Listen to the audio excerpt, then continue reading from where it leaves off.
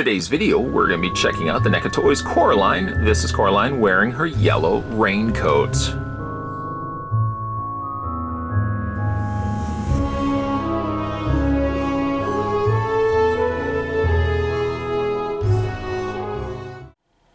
Now to figure out how tall Coraline is, we're going to go ahead and take the tape measure. She is approximately 7.5 inches. Keeping in mind, I've also made use of the display stand that comes included with the figure. She does need it, so we're going to include that and factor that in for how tall the figure actually is. Yes, she comes with a display stand, which I would say is something you may want to make use of. Unfortunately, the figure does really have a tough time standing on her own. She has one peg hole on the underside of her foot, which attaches itself to the one peg at the top of the display stand. Just a circular, simple display base, nothing wrong with that. And again, the figure's foot just attaches like so. Having a look at the figure itself, this is a really nice representation. In fact, I would say it's one of the nicest head sculpts I've seen from NECA Toys. Now, before you jump on me, let me explain exactly what I mean by that. Thinking solely from comparing this figure as, say, comparing it directly to the stop-motion puppets used for the movie, it's a pretty bang-up, identical match, I would say, to what we got from the movie itself. Where, say, for example, NECA just did like the Blade Runner figures, which are based from real characters. So the likeness will always be close, but never will be 100% spot on. Here, I think you've actually got a really good likeness to how the dolls, you could imagine that they would have used dolls like this in the movie, and I really think that NECA has done a fantastic job. So that's why I say it's one of the best sculpts that I've seen from NECA do, even though, again, like NECA does so many great sculpts, but this I think is the closest to the source material, because again, they used stop-motion dolls to make the movie itself. Now, the face sculpt is really quite nice. You've got the translucent blue making up the majority of her hair, and it almost has a glow to it. When the light hits it just right, you can almost see that it starts almost having its own life. It's got this glowing sense to it. It also helps too that she's got the yellow jacket, which probably adds a little bit to the fact that because the hair is see-through, you know, it does also add for the little bit of the hair looking as if it's glowing. The face is really nice, as well as having a great sculpt, like likeness and expression. The paint's really good too. You've got these little freckles and airbrushing that's been around like the little lower areas of her mouth, giving you a slight more rosier complexion around those cheeks. But I think the eyes look good. The eyes are slightly sunken in, so they're not actually at the same surface as the rest of the face. Both the eyebrows are nicely done with the one raised eyebrow, lower eyebrow there. Again, she's got some really great personality for her. Really think they did a great job here. Now, the Coraline figures are actually in 3 different releases. There's, of course, the one that we're looking at here, wearing her raincoat, but then there's also the one wearing the pajamas, the orange pajamas, and then there's the one wearing the blue pants, the blue jeans, and the orange, I believe it was an orange striped sweater. I really would like to get my hands on those other 2 figures as well, based solely on my experience of this one in hand. I really would like to see the other ones, because I actually did quite like Coraline. I thought that was a fun and yet equally so very creepy sort of movie. On par, again, I think it was the same director as Nightmare Before Christmas. So yeah, did a really great job on that particular movie. So let's kind of do the breakdown of how everything kind of comes together. At face value, she almost looks like she should be a retro cloth figure. Ultimately, though, she doesn't have poseability. Well, I'll explain further in a second. So she's got her raincoat on, which has a very authentic look to it, in the sense that it does look like a raincoat.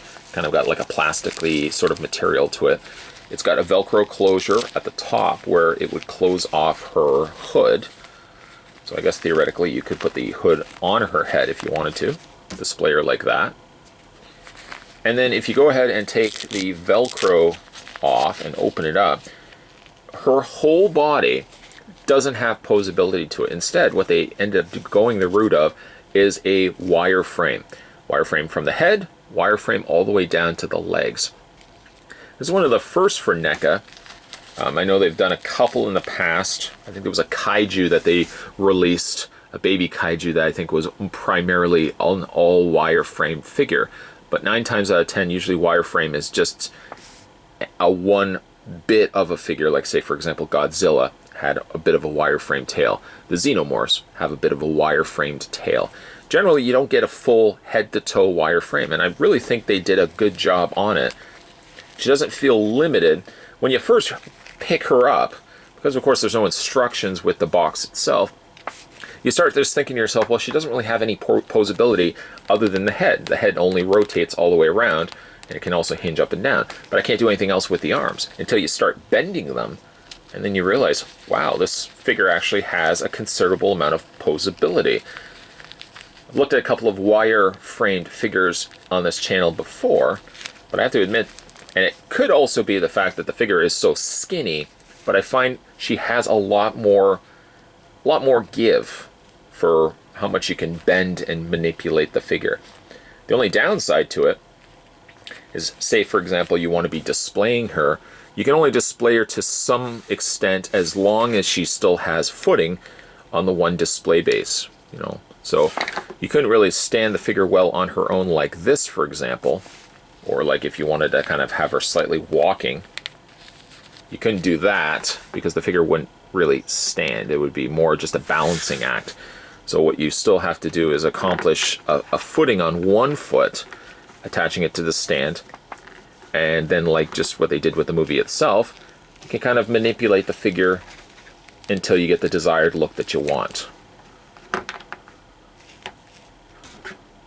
And it does look really good. I mean, she could have come with other stuff as well.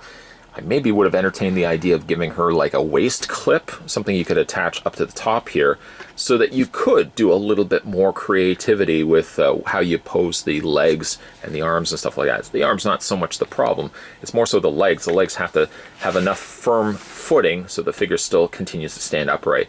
Also could have come with the cat as well, but again, I know, like, you know, I don't think NECA really wanted to do too much with this line, just in case there weren't a lot of people interested in potentially picking up Coraline figures. I think the figure looks as great as it does, but I don't know if they would expand out and give as much love to a full line where, you know, you've got figures with extra accessories and stuff like that, probably to the same extent as what they would have originally done with, say, the Nightmare Before Christmas. Nightmare Before Christmas is a bigger name, so for example, like Diamond Select, who are releasing Nightmare Before Christmas figures, can do a little bit more because there's more interest, I think, from viewer base to probably pick up figures like this. Coraline maybe not as much, but based solely on this figure alone, I definitely would be wanting to go back and pick up the other 2 figures that NECA also released for this movie. A really, really nice figure here, and smart. Also, I might add that NECA chose to give her wire frames rather than having articulation, because I think for as thin as this figure is, she ultimately would have only had individual bends in the elbow, probably swivels in the wrists, probably bends at the knees. That's about it. So I couldn't be able to do as much as what I'm doing here, for example, in final looks, by having her arms behind her back like this. Fabric is a nice touch on the figure, going that route. Again, a lot of this could have been sculpted, but keeping it also to fabric also allowed NECA, for example, to not do too much differently with each of the individual molds, that ultimately you're just really remolding the head, and that's about it. Likeness-wise, I think it looks exactly like Coraline did from the movie itself. And again, like, this feels like something, one of the closest, and I have to stress that, one of the closest screen-accurate characters that we've seen NECA release for. I mean, they release lots of human actor characters, but then it's always debatable whether the likeness is 100% versus something right here. You're basing this figure from essentially a figure that was used for stop motion in a movie, so I think it's very easy to say that this is one of the better likenesses that NECA has produced. I definitely would be very interested to pick up the other 2 figures from this line.